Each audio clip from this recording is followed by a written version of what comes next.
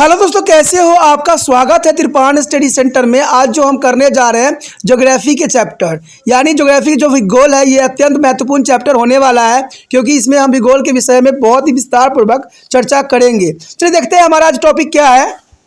भू संतुलन की अवधारणा। देखिए, भू संतुलन की अवधारणा यानी आइसोस्टेसिस क्या होता है, इसका मतलब आइसोस्टेसिस जो है भू संतुलन शब्द है, ठीक है। और भू संतुलन का मतलब ही होता है कि धरती को ऐसा बनाया जाए जो कि एक संतुलन के रूप में जो है मान्यता मिली। तो यही बात यहाँ भू संतुलन की अवधारणा के अंतर्गत आया है। आइसोस्टेसिस जो होती है, भू संतुलन शब्द जो है ग्रीक भाषा के जो है आइसोस्टेसिस से लिया गया है। यानी आप समझ सकते हो कि भू आइसोस्टेसिस जो है आइसोटोसिस से लिया गया है, जिसका अर्थ होता है संतुलन की स्थिति, कि संतुलन कैसे किया जाए।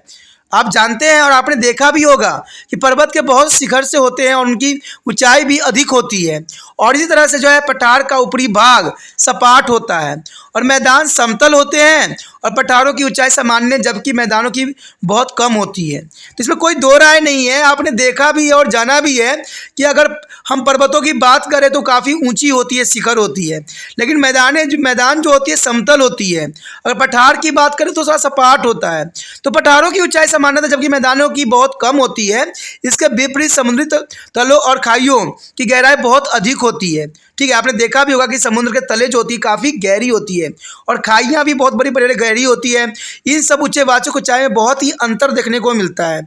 और आप भी जानते भी हैं कि पृथ्वी अपनी दूरी पर परिभ्रमण सदैव करती ही रहती है, और उसने अपने विविध लक्षणों के संतुलन बना भी रखा है। अंत हमारी पृथ्वी की समस्थिति की जो है अवस्थाओं को माना जाता है, यानी पृथ्वी स्वयं ही अपने आप को बैलेंस करना जानती है, क्योंकि इसका एक फिनोमेनन होती है। जैसे हमारा शरीर जो है हर चीज़ों से पहले लड़ती है, अगर लड़ने में सक्षम नहीं होती है तब जाके ये हार मान जाती है। उसके पश्चात अगर हम इस बात को उदाहरण से समझे तो ये काफ़ी आसान रहेगा। मान लीजिए आप अपने दोनों हाथों में विभिन्न विभिन्न ऊंचाई जैसे कि 5 और 15 इंच की बाले लंबवत टुकड़े सीधे पकड़े हुए एक निश्चित दिशा में जा रहे हैं। यानी एक 5 मीटर है और एक के 15 इंच है, यानी 5 इंच और 15 इंच की कोई भी वस्तु ले लीजिए, ठीक है, और लंबवत टुकड़े को सीधे पकड़े हुए अपनी दिशा की ओर जा रहे हैं। क्या आपको अपने शरीर और उन दोनों टुकड़ों के सामने सामंजस्य बिठाने में कई कठिनाइयाँ होती है? तो आप निश्चित रूप से लंबे टुकड़े की अपेक्षा छोटे टुकड़े को जो है साथ संतुलन बनाए रखना आसान होगा। ऐसा गुरुत्व केंद्र के कारण ही होता है, यानी छोटे टुकड़े को आप बहुत आसानी से जो है बैलेंस कर पाओगे, लेकिन बड़े टुकड़े को जो है बैलेंस करना थोड़ा सा आपको प्रॉब्लम कर सकता है, ठीक है। चाहे जितने मर्जी इंच हो, इसका कोई मतलब नहीं। अगर कोई डंडा आप सिंपली ले लो, ठीक है, एक कोई अगर छोटा होगा तो उसको बैलेंस करना आसान होता है, लेकिन जो बड़ा होता है उसको बैलेंस करना आपके लिए संभव नहीं रहता है। तो यही बात जो है यहाँ पर बताने की कोशिश किया जा रहा है कि ऐसा क्यों होता है। ऐसा गुरुत्व केंद्र के कारण होता है। तो ये आप याद रखना कि ऐसा जो होता है गुरुत्व केंद्र के कारण होता है, और लंबे टुकड़े की तुलना में छोटे टुकड़े के साथ गुरुत्व केंद्र आपके हाथ के अधिक पास होगा। यानी अगर छोटा टुकड़ा होगा वो बहुत काफ़ी पास होगा तो उसका गुरुत्वाकर्षण कम लगेंगे, लेकिन बड़े टुकड़े में गुरुत्वाकर्षण अधिक लगेगा तो उसको बैलेंस करना आपके लिए संभव नहीं रहेगा। इसी प्रकार से छोटे धरातली लक्षण जैसे मैदानी ऊंचे पर्वत की तुलना में अधिक स्थिर होते हैं। तो यही बात दर्शाना जो है बहुत काफ़ी इंपॉर्टेंट भी रहता है, क्योंकि जरूरी भी है कि धरातली लक्षण जैसे मैदान ऊंचे पर्वत की तुलना में अधिक स्थिर होंगे। अगला टॉपिक आया भू संतुलन, यानी भू संतुलन है किसके रिगार्डिंग? एवरेज के विचार के अनुसार। तो एवरेज जो था उसका क्या विचारधारा था, और उसने भू के संतुलन के विषय में क्या अपने विचारधारा रखे थे। तो देखा जाए भू वैज्ञानिक एवरेज ने विभिन्न स्तंभों जैसे पर्वत, पठार और मैदान आदि के घनत्व को एक जैसा माना था।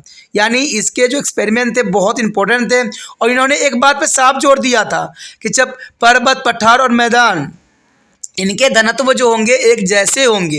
अंततः उसने विभिन्न मोटाइयों के साथ एक सामान्य घनत्व के विचार को काफ़ी सुलझाया था। और हम जानते हैं कि पृथ्वी के ऊपरी परत हल्के पदार्थ से बने होते हैं, यानी पृथ्वी के ऊपरी परत जो होते हैं हल्के पदार्थ से बने होते हैं, और इस परत में जो है सिलिका और एल्युमिनियम भारी मात्रा में पाए जाते हैं, जिसको हम दूसरे चैप्टर में भी किए थे। अगर नहीं आपने देखा है तो उसको देख लेना कि कौन कौन से जो है एलिमेंट से जो है पृथ्वी का निर्माण हुआ है। तो ये बहुत काफ़ी उन्होंने इंपॉर्टेंट बात दिया था कि सिलिका और एल्युमिनियम भारी मात्रा में पाए जाते हैं, इसलिए इसे जो है सियाल्स के नाम से भी जाना जाता है। और यानी सियाल्स का मतलब होता है शॉर्ट फॉर्म, यानी सिलिका को एक वर्ड लिया जाता है और यल का जो है 2 अक्षर लिया जाता है। तो इस तरह से जो है सियाल्स नाम दिया गया था, और ये नीचे की परत से कम घनत्व वाली होती है। एरिस ने माना कि सियासिस से बनी भूपट्टी सीमा यानी सिलिका और मैग्नीशियम। अब सीमा का मतलब भी यही होता है, सिलिका और मैग्नीशियम नीचे की अधिक घनत्व वाली परत के रूप में थी, ठीक है, यानी ऊपर की तैर रही थी, और भूपट्टी के परत का घनत्व एक समान था, जबकि इसके विभिन्न स्तंभों की ऊंचाई अलग अलग थी। ये बहुत बड़ी इंपॉर्टेंट बात है कि भूपट्टी की परत का घनत्व एक सामान्य थी, जबकि इसके विभिन्न स्तंभों की ऊंचाई अलग अलग थी। इसलिए ये स्तंभ अपनी ऊंचाई के अनुपात में जो है दुर्बलता मंडल में धंसे हुए थे, ठीक है, यानी ये जो था दुर्बलता के कारण ये जो है अपने क्षेत्र में धंसे हुए थे, और इसी कारणवश इसकी जड़ें विकसित हो गई अथवा नीचे गहराई में जो है सीमा विस्थापित हो गई। तो ये दोनों बात काफ़ी इंपॉर्टेंट था और काफ़ी जरूरी भी थी। इसी अवधारणा को सिद्ध करने के लिए एरिस ने विभिन्न आकारों के लकड़ियों के टुकड़े लिए और इन टुकड़ों को उन्होंने पानी में डुबो दिया। ये एक्सपेरिमेंट काफ़ी अच्छी थी क्योंकि इसमें बहुत कुछ हमें समझने को मिला, ठीक है। छोटे टुकड़े एक लिया, उन्हें पानी में डुबाया दिया गया। सभी टुकड़े एक जैसे घनत्व के हैं और ये अपने आकार के अनुपात में विभिन्न विभिन्न गहराई तक पानी में डूबते हैं। इसी प्रकार के पृथ्वी के धरातल पर अधिक ऊंचाई वाले भूलक्षण उसी अनुपात में अधिक गहराई तक धंसे होते हैं, जबकि कम ऊंचाई वाले क्षणों को जो है जड़ें छोटी होती है। यह अधिक गहराई तक धंसी हुई जड़ें ही वो हैं जो अधिक ऊंचाई वाले भूभागों को स्थिर रखते हुए हैं। उनका विचार था कि भूभाग एक नाव की तरह यानी मैग्मा वाली दुर्बलता मंडल के अंततः सतह तक तैर रहे होते हैं, और इस अवधारणा के अनुसार जो है माउंट एवरेस्ट की जो जड़ है समुद्री तल से जो है 70 से लेकर 784 मीटर नीचे होनी चाहिए। तो ये उन्होंने अनुमान लगाया था, और इसी बेस पे उन्होंने क्या किया था 8,848 इंटू 8 करके दिखा था, जिसमें 70,784 आया था। और ये एरिस की इसी बात को लेकर जो है आलोचना भी हुई है कि जड़ का इतनी गहराई पर रहना संभव नहीं है, क्योंकि इतनी गहराई पर विद्यमान जो है उच्च तापमान जड़ के पदार्थों को पिघला देता है। हमने पढ़ा भी था जो है दूसरे चैप्टर में कि जितने गहराई में आप जाइएगा वहाँ उतनी ही जो है तापमान अधिक होती है, ठीक है। तो ये इसमें कोई दो राय नहीं है, क्योंकि इतनी गहराई पर विद्यमान उच्च तापमान जो है जड़ को पदार्थों को जो पिघला देगा और गला देगा। तो ये काफ़ी इंपॉर्टेंट रहती है, इसलिए जो है इतने नीचे तक जो है जड़ें नहीं जा पाती है। इसी बात को शो करने के लिए यहाँ पर जो है एरिस ने भू संतुलन की विचार का चित्र के द्वारा प्रकट करने की कोशिश किया था। आप देख सकते हो कि जल स्तर दिखाई गई है, और जल स्तर के बाद जो है सामान्य घनत्व वाली लकड़ियों के टुकड़े को यहाँ पर दर्शाया गया है। और ये लकड़ी देख सकते हो कैसे किस बेस पे जो है सीढ़ीनुमा जो है यहाँ पर अरेंजमेंट की गई है। तो ये बहुत काफ़ी इंपॉर्टेंट एक्सपेरिमेंट था एरिस की, ठीक है। दूसरे डायग्राम्स में भू संतुलन की स्थिति में एस होम्स और बीडीएल हेम्स पर आधारित थे, जिन्होंने दूसरे साइंटिस्ट ने इसको एक्सपेरिमेंट किया था। इसमें भी आप देख सकते हो कि पठार, पर्वत, मैदान, यानी ये घनत्व जो है 2.7 दर्शाया गया था, और मध्य द्वीपीय जो होती है चबूतरा जिसको यहाँ पर दिखाया गया है। और जल स्तर भी आपको दिख रहा है, सागर निचले सतह पे दिख रहा है, और जहाँ सीमा जो है और इसका जड़ें जो है इसी बेस तक यहाँ तो जाती है। तो ये डायग्राम भी बहुत कुछ जो है दोनों एक्सपेरिमेंट की तुलना करने के लिए पर्याप्त थी। यहाँ पर जो हमारे समक्ष आया है भू संतुलन, यानी भू संतुलन जो है पैट के विचार। तो पैट ने अपनी क्या विचारधारा रखा था भू संतुलन के अंतर्गत? कहते हैं प्रेट ने विभिन्न ऊंचाइयों के जो है भूभागों के विभिन्न घनत्व का मान रखा था, और ऊंचे भूभागों का घनत्व कम है, जबकि कम ऊंचाई वाले भूभागों का अधिक होती है। दूसरे शब्दों में ऊंचाई और घनत्व में जो है विपरीत संबंध होते हैं। अगर कोई ऊंचाई स्तंभ है तो उसका जो है घनत्व कम ही होगा, और अगर कोई स्तंभ छोटा है तो उसका घनत्व अधिक होगा। इसको सही मानते हुए उन्होंने स्वीकार किया कि विभिन्न ऊंचाइयों के सभी स्तंभों को जो है क्षतिपूर्ति स्तर की एक निश्चित गहराई पर हो सकता है, और इस प्रकार के एक जो है सीमा रेखा खींच दी गई, जिसके ऊपर विभिन्न ऊंचाइयों का जो है सामान्य दबाव पड़ा। अंततः उसने एरी के आधार पर या जड़ अवधारणाओं को खारिज कर दिया, यानी इन्होंने जो था जड़ अवधारणाएं जो बताई गई थी पहले, उन सभी बातों को जो है यहाँ पर खारिज कर दिया गया। क्षतिपूरक स्तर की जो है अवधारणाओं को स्वीकार किया गया, जो कि काफ़ी इंपॉर्टेंट था। उसने अपनी अवधारणाओं को सिद्ध करने के लिए सामान्य भार वाली विभिन्न घनत्व की कुछ धातुओं को जो है छरों ली और उन्हें पारे में डाल दिया, जैसे कि हम चित्र में भी देखेंगे। इस प्रकार से इन छरों के द्वारा उन्होंने एक रेखा बना दी, जिसे उन्होंने क्षतिपूरक स्तर माना। देखिए बहुत बड़ी इंपॉर्टेंट बात यहाँ पर बताई गई है कि उन्हें एरिस के आधार पर या जड़ अवधारणाओं को जो है उन्होंने साफ तौर पे जो है खारिज कर दिया और उन्होंने क्षतिपूरक उत्तर की अवधारणाओं को जो है स्वीकार किया। और इसी पर उन्होंने एक एक्सपेरिमेंट किया, जो कि एक्सपेरिमेंट यहाँ दिखाया गया है। यहाँ पर इस चित्र में आप देख सकते हो कि यहाँ भू संतुलन का जो है पैट के विचार का कई मानने में प्रयोग किया गया, जो कि बहुत ज़रूरी भी था। अगर आप देख सकते हो तो बहुत क्लियर है। इन्होंने पारा का जो है एक द्रव्य पूरक लिया क्षतिपूर्वक सदर को दिखाने के लिए उन्होंने सीसा, लोहा, एल्टीना और जस्ता को जो है क्रमबद्ध किया। तो सीसा जो था बहुत लोअर कंडीशन में था, उसके बाद जो है लोहा थोड़ा अपर में चला गया और एंटीमनी जो थी सबसे हाइयर था और उससे कम जो था जस्ता। तो इसी बेस पे इन्होंने एक्सपेरिमेंट किया जो भू संतुलन को जो है यहाँ पर साबित करता था। अगर हम स्थलीय भाई टुकड़ों को क्षतिपूर्ति का चित्र के रूप में देखें तो आप देख सकते हो कि यहाँ आंतरिक मैदान और पठार के बीच में जो है एक बहुत बड़ी सीमा रेखा खींची गई है और तटीय मैदान और अपतट जो होती है बहुत छोटी क्षेत्र के रूप में दिखाया गया है। तो ये जो था पैट का सबसे इम्पोर्टेंट यहाँ पर जो है भू संतुलन के जो है दिखाया गया, जो कि क्षतिपूर्ति के अंतर्गत आता था। यानी क्षतिपूर्ति के स्तर के विषय जो है इन्होंने बहुत अच्छा एक्सप्लेन करने की कोशिश किया, जो कि पहले एक्सपेरिमेंट को जो है नकार दिया गया।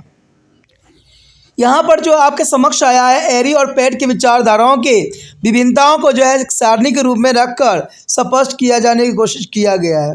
यानी दोनों में जो है अंतर देखने की कोशिश की गई है कि आखिर दोनों ने क्या विचारधारा रखा है। अगर हम एरी की विचारधाराओं की बात करें तो यहाँ पर साफ हो जाता है कि भूपट्टी के पदार्थों में एक सामान्य धनत्व थी। यानी भूपट्टी के पदार्थों में एक सामान्य धनत्व थी यानी डेंसिटी थी। लेकिन पैट के विचार के अनुसार भूपट्टी के पदार्थों के घनत्व में काफ़ी विभिन्नता होती है, यानी काफ़ी विभिन्नता पाई जाती है।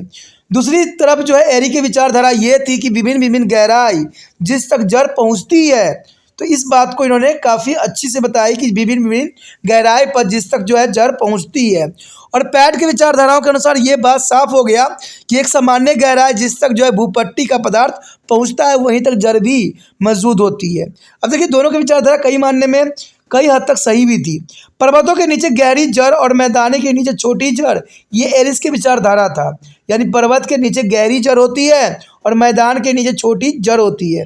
तो ये एरिस ने इस बात को साफ शब्दों में कहने की कोशिश किया।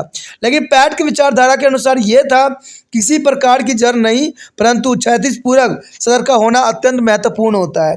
तो ये दोनों बातों जो है काफ़ी मानने में जो है जड़ों की अवधारणाओं को प्रस्तुत करने के लिए जो है काफ़ी अच्छी विचारधाराओं में से एक थी। उसके पश्चात हमारे समक्ष है भूमंडलीय भू संतुलन सामंजस्य। यानी सामंजस्य क्या अर्थ है? यह बिल्कुल स्पष्ट है कि पृथ्वी पर जो है पुण्य भू संतुलन नहीं है, तो इसमें कोई दो राय नहीं है। बहुत इंपॉर्टेंट बात है कि पुण्य जो है भू संतुलन नहीं है। आपने देखा भी होगा कहीं पठारी क्षेत्र है तो कहीं जो है पर्वतीय क्षेत्र है तो कहीं समतल क्षेत्र है। तो इससे ये जाहिर होता है, साफ होता है कि भू संतुलन नहीं है। पृथ्वी पुण्य जो है भू संतुलन संभव नहीं है। पृथ्वी जो है अस्थिर है और आंतरिक शक्ति जो है अक्सर भूपट्टी के जो संतुलन को सदैव भंग करती रहती है। यानी आंतरिक शक्ति जितनी भी है सारे के सारे जो है भूपट्टी संतुलन को भंग कर देती है। एक निश्चित पेटी में जो है नियमित भूकंप और ज्वालामुखी जो है उद्भेदन असंतुलन को दर्शाती है। यानी भूकंप और ज्वालामुखी जो है असंतुलन को दर्शाने वाले कुछ एलिमेंट हैं। इसलिए लगातार एक प्रकार की जो है सामंजस्य की अवस्था बनी रहती है, यानी कन्फ्यूजन की अवस्था सदैव बनी रहती है। आंतरिक शक्ति और उसके जो है वितरणिक प्रभाव धरातल पर जो है संतुलन के कारण ही होती है। परंतु जो है अगर प्राकृतिक हमेशा जो है समस्थानिक असमंजस को स्थापित करने का प्रयास सदैव करती रहती है। बाहरी शक्ति पृथ्वी के धरातल पर आए और अंतरों को दूर करने का सदैव प्रयत्न करती रहती है, जो कि बहुत ज़रूरी है। और इस प्रक्रिया में ऊंचे भूभागों से जो है पदार्थों का कुड़च कर बहुत दूर ले जाकर निचले भागों में निक्षेपित कर देती है। यानी ये तो आपने सेकेंड चैप्टर में भी पढ़ा था कि जितने भी होते हैं सब के सब जो है कोई भी गड्ढा होता है उसको भरने की कोशिश करते हैं। तो यही बात यहाँ पर दर्शाया गया है कि खुरच कर बहुत दूर ले जाकर निचले भागों में निक्षेपित कर देती है। और इस प्रक्रिया में जो निक्षेपण के स्थान पर जो है नसाब द्वारा नीचे से पदार्थों के प्रभाव के कारण एवं खुरचने के स्थान पर अनाच्छादन के अनुपात में उत्थान और भूमंडलीय संतुलन बना रहता है। तो इस प्रकार जो भूमंडलीय संतुलन बनाने की सबसे इंपॉर्टेंट विधि है। अगर हम इसी बात को चित्र में देखें तो ये साफ हो जाएगा। तो चलिए देखते हैं चित्र क्या है। यहाँ पर आप एक चित्र देख सकते हो जो भूमंडलीय संतुलन के जो सामंजस्य के तंत्र रचना के तंत्र को दर्शाता है। और इसमें साफ जो है करने की कोशिश किया गया। आप देख सकते हो कि पर्वतीय श्रेणी का अनाच्छादन आपको दिख रहा होगा, जिसको उत्थान के रूप में दिखाया गया है। देखिए कितना ये बड़ा जो है दिखा रहा है। उसके बाद उसमें परिवहन हो रही है, धीरे धीरे निक्षेपण हो रहा है, अवतलन जो हो रही है, सियोल हो रहा है, प्रवाह, सीमा, अधसतर। देखिए ये जो है काफ़ी विस्तृत है। अगर दोनों साइंटिस्टों की बात करें तो उनके भी काफ़ी हद तक विचारधारा सही था, लेकिन इस चित्र ने साफ कर दिया कि भूमंडलीय संतुलन की जो है सामंजस्य का एक रचना तंत्र के रूप में देखा जा सकता है। और इसकी जो है संरचना ये साफ जाहिर करती है कि प्रवाह क्षेत्र तक जो है सभी के जरिए जाएगी, जो कि काफ़ी इंपॉर्टेंट था। यहाँ पर जो हमारा अत्यंत महत्वपूर्ण टॉपिक आया है महाद्वीपीय विस्थापन। देखिए महाद्वीपीय विस्थापन तो ये बहुत काफ़ी इंपॉर्टेंट रहता है कि महाद्वीपीय जो विस्थापन हुआ है उसका क्या रीजंस है, क्या इसका विचारधारा है। तो कहते हैं बहुत से साइंटिस्टों ने अपने जो है इस पर विचारधारा रखा है, लेकिन हम अल्फ्रेड वेनेगर के विषय में जो है यहाँ पर चर्चा करेंगे, जिन्होंने सारी जो है बातों को यहाँ पर विस्तार पूर्वक जो है बताने की कोशिश किया है। तो इसमें जो है वोल्फ्रेडस वेगनर ने बहुत काफ़ी अच्छी बात बताई जो कि महाद्वीपीय विस्थापन के जो है सिद्ध करता है। अगर हम बात देखें जो है अल्फ्रेडस वेनेगर के अनुसार तो कहते हैं 28 करोड़ वर्ष पूर्व पृथ्वी का समस्त भूभाग एक साथ जुड़ा हुआ था। और इसमें कोई दो राय नहीं है, यही बात सच्चाई है कि समस्त पृथ्वी जो था पहले के समय में जुड़ा हुआ था। ठीक है, इस सुविशाल महाद्वीप को उन्होंने पेंजिया नाम दिया था। और इस अकेले महाद्वीप के चारों ओर एक विराट जो है महासागर था, जिसका नाम जो है पैथलॉस था। और 28 से 15 करोड़ वर्ष पूर्व यह अंशीय रूप से उत्तरी तथा दक्षिण भागों में टूट गया, जिन्हें क्रमश लैरोसिया यानी अगरलैंड और जो है गेंडवालालैंड के रूप में जाना गया। दोनों एक दूसरे से जो है अलग हटते गए तो इसके बीच जो है पेंथालॉस द्वारा पानी भरने का एक उथल समुद्र पैदा हो गया, जिसे हम जो है टेथिलिस सागर के नाम से भी जाना गया। कहते हैं इसके बारे में जो है एलिसिया और गोलैंड और वर्तमान में क्या हुआ कि ये जल के रूप में धारण कर लिया, इसमें कोई दो राय नहीं है। देखिए यहाँ पर अगर आप डायग्राम भी देख सकते हो तो इसमें ऊपरी कनवोफोरियस के बारे में दिखाया गया है। तो इसमें कोई दो राय नहीं, ये सारे पहले एक पार्ट थे, लेकिन समुद्र में क्या हुआ कुछ उथल पुथल होने की वजह से ये लैंड जो थे टूट गए। और कहते हैं आज के समय भी लैंड टूट रहे हैं और जो है अलग होते चले जा रहे हैं। कई जगह पर साइंटिफिक रिसर्च हुआ है कि जो महाद्वीप आपस में जुड़े हुए थे उनमें काफ़ी जो है डिस्टेंस आ गया है। तो ये भी सच्चाई इन्होंने सही बात बताई थी कि हो सकता है कि सारे पहले पृथ्वी का भाग एक जैसा ही था, जितने भी लैंड थे सब एक साथ जुड़े हुए थे। ठीक है, लेकिन क्या हुआ समय के साथ जैसे इसके विखंडन हुए, पानी का दबाव पड़ा, जिसकी वजह से सारे के सारे अलग हो गए। और ये डायग्राम भी बहुत हद तक जो है इस बात को सिद्ध भी कर सकता है। उसके पश्चात यहाँ पर आ गया अधिन्यूनतन। देखिए इस बात में भी काफ़ी स्पष्ट दिखाने की कोशिश किया गया है कि अधिन्यूनतन में जो है कैसे जो है पृथ्वी पहले एक साथ थी और इसका धीरे धीरे जो हुआ विखंडन हुआ, धीरे धीरे जो है ये अलग होता चला गया। तो इसमें कोई दो राय नहीं है, ये बहुत काफ़ी डायग्राम जो है क्लियरिटी बता रही है। देखते हैं अगला डायग्राम क्या बताती है। अब देखिए यहाँ पर दूसरा जो डायग्राम आया है ये बहुत काफ़ी इंपॉर्टेंट है। कहते हैं पूर्व अभिन्यूनतन के द्वारा जो है पेंजिया बनी। तो इसमें देखिए कैसे जो है महाद्वीप धीरे धीरे अलग होते चले गए और ये वेनेगर पर आधारित थी। और इन वेनेगर ने बहुत ही काफ़ी इस बात को स्पष्टता के साथ यहाँ पर कहने की और बताने की कोशिश किया, जो कि प्रूव कर दिया कि पहले महाद्वीप जो थे आपस में जुड़े हुए थे। यानी विस्थापन की अभिक्रिया जो बताई गई कई मानने में सही था।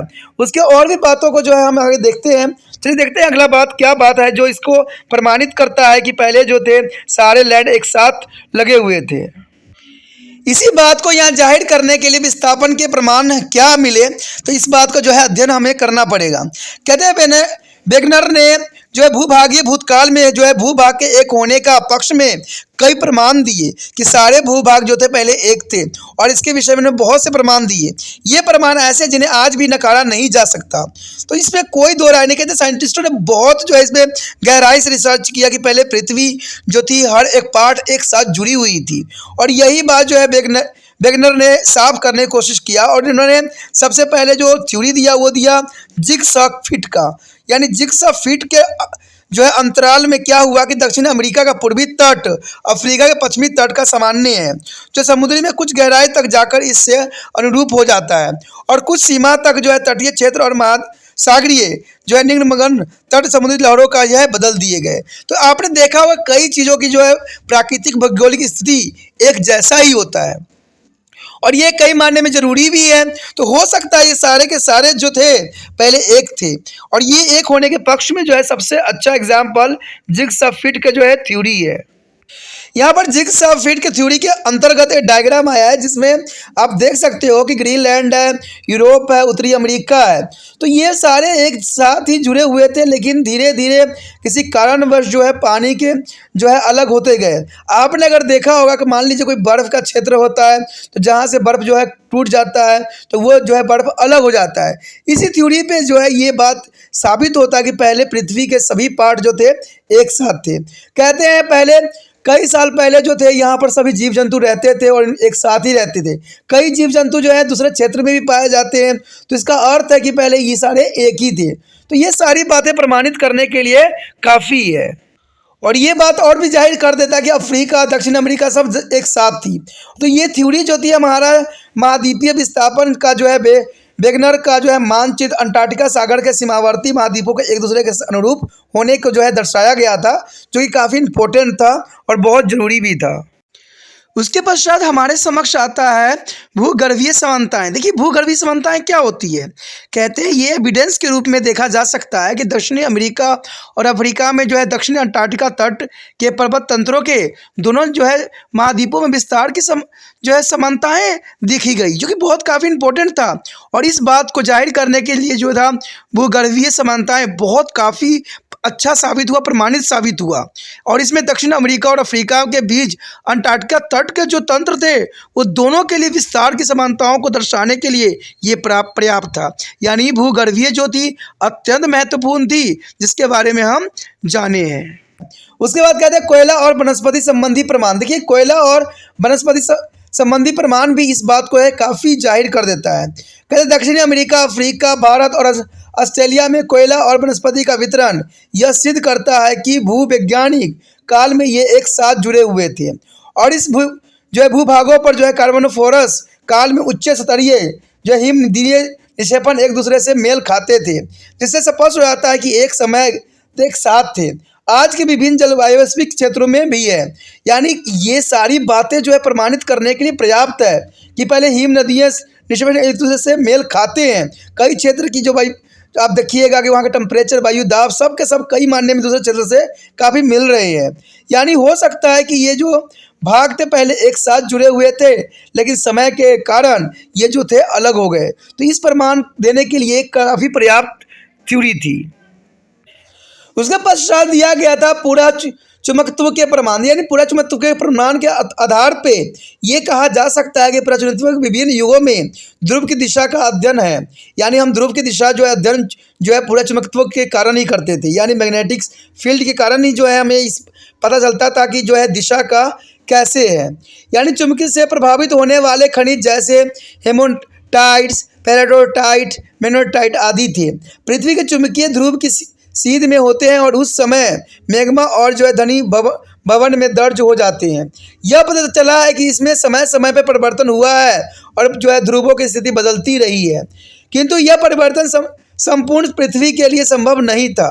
अंततः यह भूखंडों में परिवर्तन है, न कि संपूर्ण पृथ्वी में, जो कि सिद्ध करता है कि महाद्वीपीय अपनी स्थिति बदलते रहते हैं, जो कि बहुत ज़रूरी भी है। कहते हैं ये सारी बातें प्रमाणित करती है कि पृथ्वी पहले एक थी। अगर हम अगली पॉइंट की बात करें तो अगले प्रमाण के रूप में यही है कि समुद्री अर्धस्थल का वितरण। देखिए ये काफ़ी इंपॉर्टेंट थ्योरी थी। इसमें मध्य अंटार्कटिका कटक के सहारे मैग्मा समुद्र की सतह पर आकर ठोस हो जाता है। यानी मैग्मा जो होता है यहाँ पर आकर काफ़ी ठोस हो जाता है और इससे एक नए क्षेत्र का निर्माण होता है और यह प्रक्रिया लाखों वर्ष से चल रही है। यह महाद्वीपीय खंडों का जो है विचलन कर रहा है, जिससे जो है अंटार्कटिका सागर का आकार बढ़ रहा है और इसको ही समुद्री अर्धस्थल का ही जो है वितरण कहते हैं। यह महाद्वीपों के विस्थापन का एक अनूठा उदाहरण है। समुद्री अर्धस्थल के जो है विस्तारण और पुराने चुंबकत्व के अध्ययन द्वारा महाद्वीपीय विस्थापन के स्पष्टीकरण को ही सामान्य रूप से जो है प्लेट वितरणकारी के रूप में माना जा सकता है, कि जो कि बहुत ज़रूरी था। यानी जो है यहाँ समुद्री अस्थल का वितरण काफ़ी अनूठी थी और काफ़ी अच्छा एग्जाम्पल था। इसी को हम डायग्रामेटिक समझने की कोशिश करते हैं। यहाँ पर आप देख सकते हो कि डायग्रामेटिक में जो है मैग्मा का उत्थान दिखाया जा रहा है, उत्थान और महाद्वीपीय भूपट्टी दिखाया जा रहा है, और दरार घाटी, खंड, पर्वत, इस सारी चीज़ें जो है विस्तार पूर्वक समझने से इस बात को काफ़ी क्लैरिटी जो है हमें मिलती है। यहाँ पर दिखाया गया कि महाद्वीपीय कगार और मध्य महासागरीय दरार और महासागरीय आधार भी इस चीज़ को जो है काफ़ी प्रेजेंट कर रहा है। महासागरीय भूपट्टी, मैदान, ये सारी बातों को यहाँ दर्शाने की कोशिश कर रहा है कि पृथ्वी पहले एक जैसे थे, लेकिन देख सकते हो कि हर एक डायग्राम में कुछ बदलाव आपको देखने को मिल रहा है। तो हो सकता है इसका भी कारण जो है पृथ्वी अलग हुई हो। हमारे समक्ष जो आया है अत्यंत महत्वपूर्ण प्लेट विनिर्णिकी। देखिए, ये कई मानने में इंपॉर्टेंट रहता है कि आखिर जो ये भूखंड के एक पार्ट जो है अलग कैसे हुए। तो बहुत से इसमें जो है कारण हो सकते हैं। कहते हैं पहले साथ में ये लोग सब जुड़े हुए थे, तो आखिर ऐसा क्या हुआ कि ये सब जो थे अलग हो गए। तो कई मानने में से कारण कई होते हैं। आपको पता भी होगा कि हमारे धरती पे आए दिन भूकंप आते रहते हैं, और भूकंप आने की वजह से क्या होता है कि अर्थ क्वैक के कारण जो है दरारें फटती है। और इन दरारों के कारण क्या हो सकता है कि ये जो पहले एक साथ थे, हो सकता है कि अलग हो गए हों। कई जगह वोल्केनिक भी होती है, यानी लावा भी निकलती है, तो ये सब भी कारण हो सकता है। तो इसी के विषय में जो है हम यहाँ विस्तार पूर्वक जानने की कोशिश करेंगे और कारण ढूंढने की कोशिश करेंगे। तो यही बात यहाँ दर्शाने की कोशिश किया है कि पृथ्वी के बाहर ठोस और जो है कठोर परत को जो है भूपृष्ठ कहा जाता है, और इसकी मोटाई अब जगह एक सामान्य नहीं है। देखिए, इसकी मोटाई सब जगह एक सामान्य नहीं होती है, और ये बात सबको पता है कि ये अलग अलग जगहों पर अलग अलग जो है इनकी साइज होती है। यह महासागरों के नीचे कहीं केवल 5 किलोमीटर मोटी भी हो सकती है, परंतु कुछ पर्वतों के नीचे इसकी मोटाई 70 किलोमीटर तक भी हो सकती है। भूपृष्ठ के नीचे जो है सघन शैली पाई जाती है, जिन्हें हम मेंटल कहते हैं, यानी काफ़ी सघन एरिया पाया जाता है, जिसको मेंटल के नाम से भी जाना जाता है। मेंटल के ऊपरी भाग धरातल से औसतन 100 किलोमीटर की गहराई तक ठोस होता है। यानी 100 किलोमीटर तक आप चले जाओ धरती के नीचे, तो यह आपको काफ़ी ठोस पदार्थ के रूप में मिलेंगे, और यह ठोस मेंटल तथा ऊपरी भूपृष्ठ मिलकर जो है तुलनात्मक रूप से एक कठोर खंड का निर्माण करता है, जिसे हम स्थल मंडल के नाम से जानते हैं। यानी इन्हीं कारणों से जो है स्थल मंडल का निर्माण हुआ है, जहां पर जीव जंतु के रहना सुनिश्चित हुआ है। मेंटल जो होती है 100 से लेकर 250 किलोमीटर की गहराई के बीच आंशिक रूप से जो है पिघला हुआ होता है। यानी 100 के बाद आप जैसे जाइएगा, आपको जो होगा यहाँ पर मेंटल जितने भी होंगे वो सब आपको पिघले हुए रूप में आपको नजर आएगा। इस क्षेत्र को जो दुर्बलता मंडल कहते हैं, यानी अगर जो पिघला हुआ क्षेत्र होता है उसको जनरली आपको याद रखना चाहिए कि 100 से अगर 250 के जो किलोमीटर गहराई के बीच आंतरिक रूप में पिघला हुआ जो हमें मेंटल मिलता है, उसे हम दुर्बल मंडल कहते हैं, दुर्बलता मंडल कहते हैं। और इसे मोह अस्तित्व भी कहते हैं, यानी इसको हम मोह अस्तित्व भी कहते हैं। और यह जो है कंपन वैज्ञानिक मरोविक का जो है संक्षिप्त नाम है, जिसने इसे खोजा था। और इस सब बातों को जो है आप पिछले पढ़ भी चुके हो। अगर नहीं देखा है वीडियो तो पिछले वीडियो देख लीजिएगा, उसमें सारी बातों को जो है विस्तार पूर्वक चर्चा की गई है कि हमारे भूपट्टी में कितने तरह के एलिमेंट है और उसका क्या महत्व है, और कैसे जो है ये पिघल जाता है, और किस क्षेत्र पे जाके जो है पिघला हुआ हमें मिलेगा, और कैसे जो है साइंटिस्टों के जो है उपकरण है वो किस प्रकार जो है वहाँ जाते ही नष्ट हो जाता है, और उनको अध्ययन करने में जो है नई कामयाबी मिल पा रही है। तो ये सारी चर्चा जो है हम पहले ही कर चुके हैं। अगर नहीं देखिएगा वीडियो तो आपको समझ नहीं आएगा। तभी कहते हैं हर एक वीडियो को जो है आपको अच्छे से समझने की ज़रूरत है। एक वीडियो देख के आप नहीं समझ सकते कि आखिर पीछे क्या हुआ था। कहते हैं अधूरी जानकारी सदैव खतरनाक होती है, तो वो काम मत कीजिएगा। कहते हैं अगर देखना है तो अच्छे से समझ लीजिए जो आपको कामयाबी की जो है सीढ़ियों पे ले जाए। अधूरी जानकारी जान के जो है कोई आगे कामयाब नहीं हो सकता है। आप लोग ये सोचते होते हो कि थोड़ा सा वीडियो देख लूँगा, थोड़े मिनट का देख लूँगा। दोस्तों, आप बड़े क्लास में हो, +2 में हो। अगर +2 में अगर आप ये सोचिएगा कि 10 मिनट के वीडियो से, आप 15 मिनट के वीडियो से हमारा काम चल जाएगा, तो शायद आप गलत फहमी में हो, क्योंकि इतने मिनट से कुछ नहीं होने वाला है। आपको विस्तार पूर्वक जानने की ज़रूरत है, तभी हमारा भविष्य जो है उज्जवल होगा। क्योंकि हम अधूरे जानकारी के साथ पास तो हो जाते हैं, लेकिन हमें समझ नहीं होता है।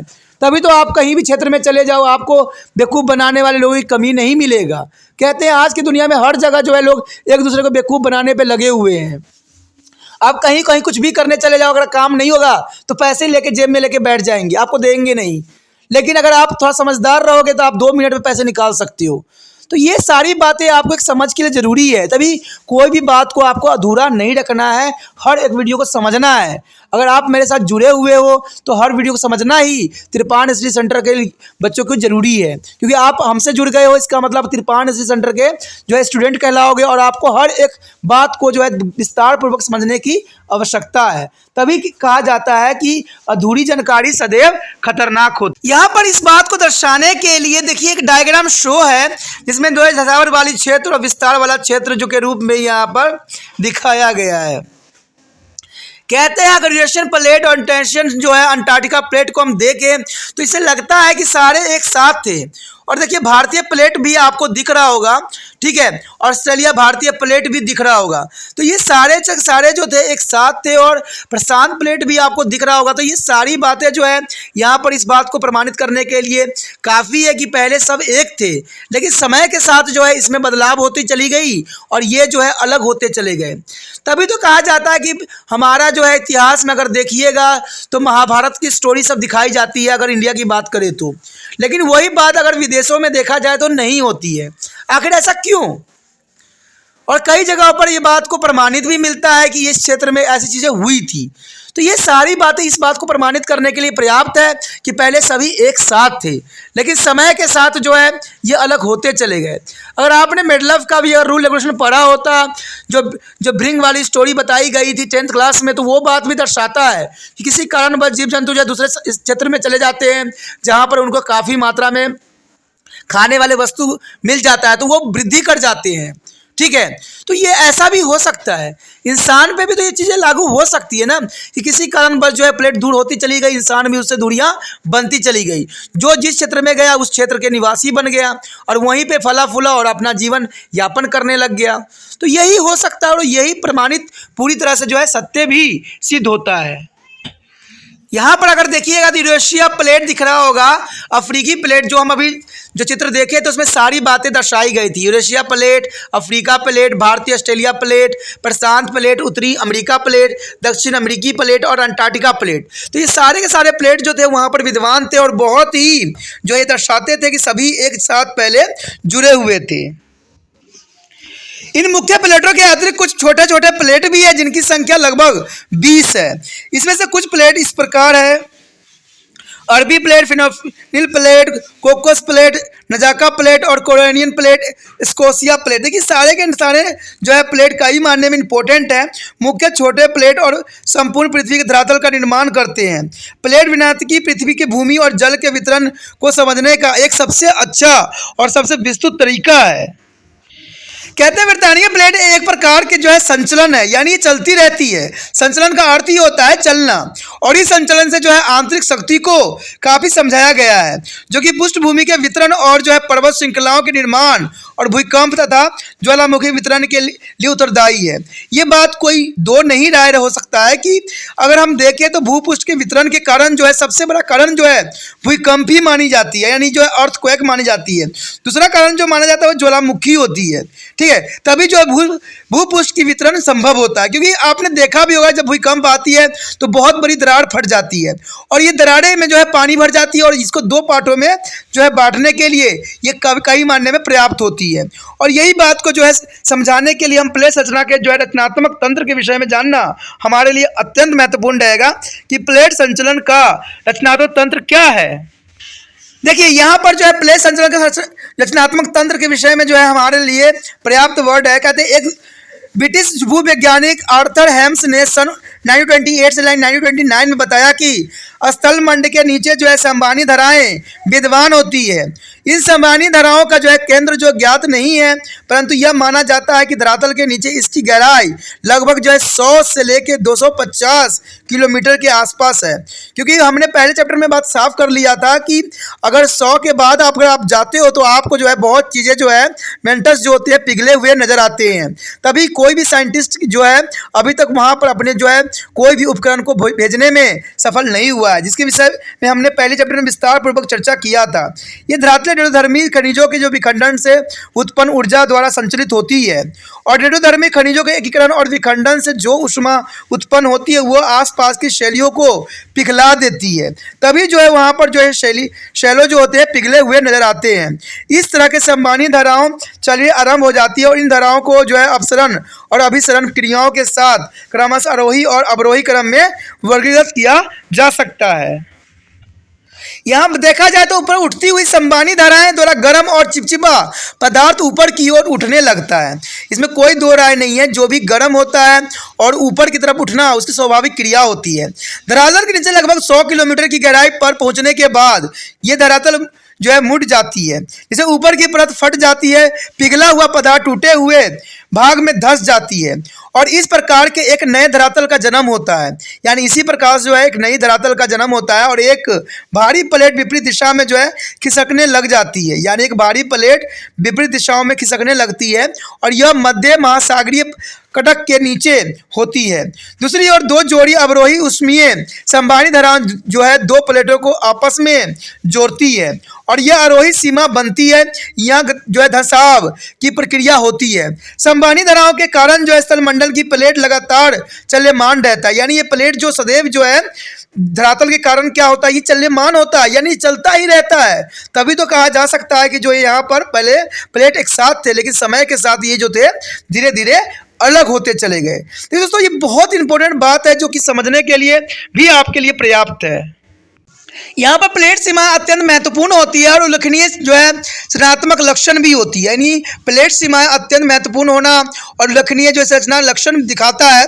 सीमाएं अत्यंत जो होते हैं सुस्पष्ट और सरलता से पहचानी जाने वाली होती है और यह नवीन पर्वत तंत्रों और महासागरीय कटकों और गतों से संबंधित होती है। प्लेट लगातार खिसक रहे होते हैं और इसके जो खिसकने की दिशा सापेक्षिक होती है। प्लेटों की खिसकने की दिशा के आधार पर जो है आसानी से इसको 3 प्रकार की प्लेट सीमाओं की पहचान की जा सकती है। देखिए यहाँ पर जो है खिसकने की सारी विधियां और जो है डायग्रामेटिक शो करने की कोशिश किया गया है। चलिए डायग्राम देखते हैं कि कैसे प्लेट जो है खिसकता है। देखिए यहाँ पर जो है एक चित्र दिखाया गया है जो प्लेट सीमाओं के आकार दर्शाने के लिए काफ़ी है। अगर आपको ध्यान दिख रहा होगा तो जो एरो है मुड़ा हुआ है, मुड़ा एरो जो होती है धसी हुई प्लेट को दर्शाता है। देखिए एक प्लेट था लेकिन उसमें क्या हुआ, भूकंप के कारण दरार पड़ गई और दरार के कारण क्या हुआ, ये प्लेट जो थी धंसने लग गई। यानी इसका अर्थ ये हुआ कि विनाश का क्षेत्र आपको नजर आ रहा होगा और यहाँ निर्माण का क्षेत्र है और दूसरी तरफ फिर से विनाश का क्षेत्र हुआ है जो यहाँ पर इधर भी प्लेट जो है धंसने की जो है दिशा में मुड़ी हुई है। तो ये सारी बातें समझाने के लिए पर्याप्त है कि जब भी भूकंप आते हैं, दरारें फटते हैं तो प्लेट जो है उसके अंदर समा जाती है और इसकी वजह से जो होता है बीच में एक जो है बहुत बड़ा नदी का जो है सागरों का निर्माण हो जाता है, जिससे 2 महाद्वीप जो है अलग अलग हो जाते हैं। तो ये काफ़ी मानने में जो है समझदारी वाली बात है, समझने वाली बात है कि नया प्लेट पदार्थ का जो है यहाँ निर्माण हो जाता है जो रूपांतर अवरोह के रूप में देखे जा सकते हैं। तो ये काफ़ी विस्तृत है। चलिए देखते हैं आगे क्या है।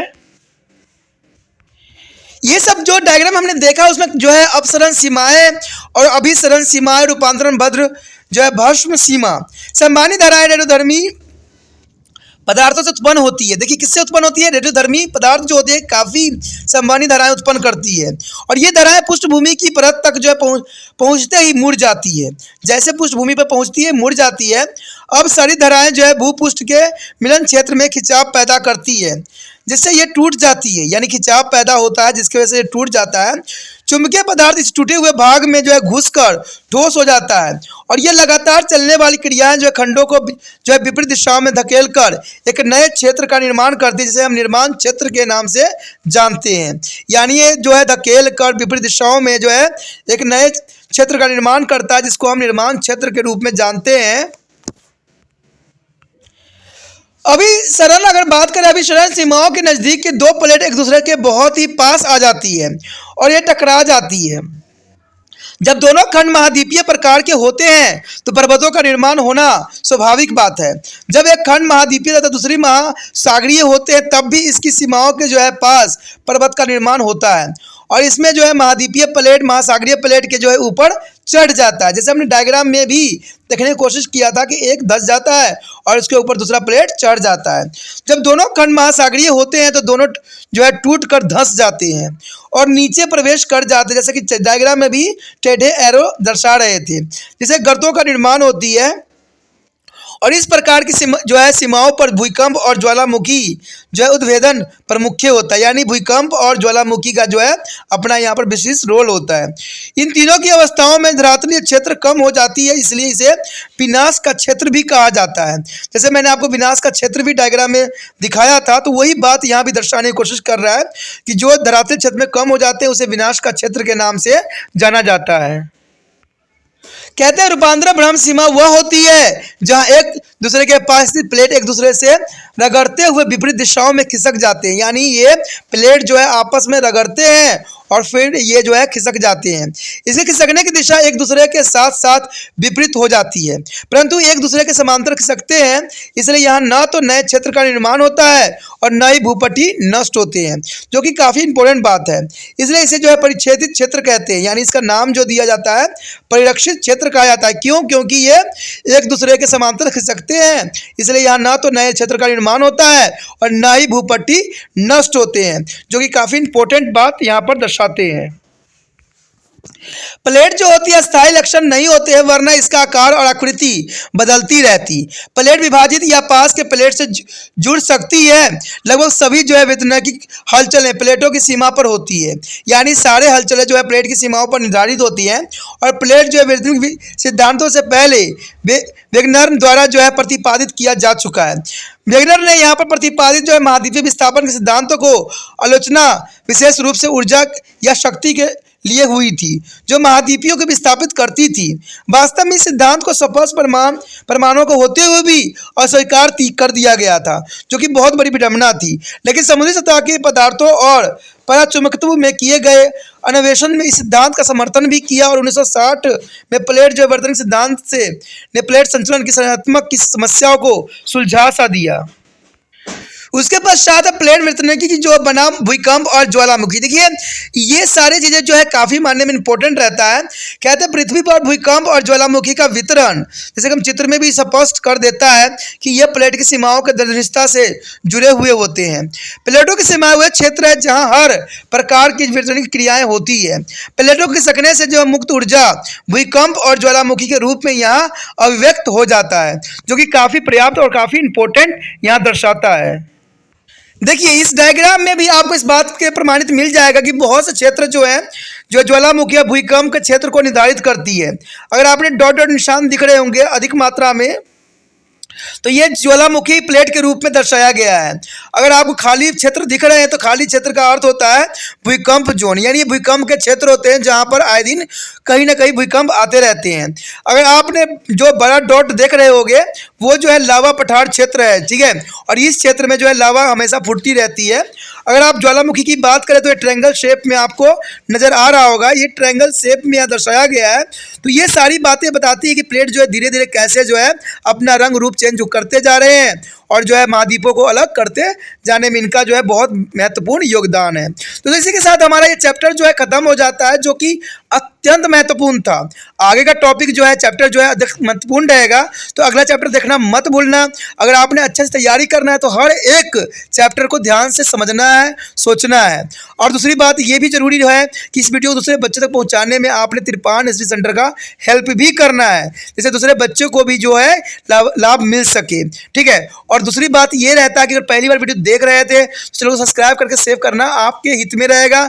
नहीं सब्सक्राइब कीजिएगा तो नोटिफिकेशन भी प्राप्त नहीं होगा और दूसरी बार सर्च करने की कोशिश करोगे तो मेरा वीडियो शायद प्राप्त भी न हो। इसलिए अगर मेरी वीडियो को फ़ायदा उठाना चाहते हो तो जो है चैनल सब्सक्राइब करके रख लेना, आपके हित में रहेगा, जहाँ से आप सोच भी सकते हो, समझ भी सकते हो और विचार भी कर सकते हो।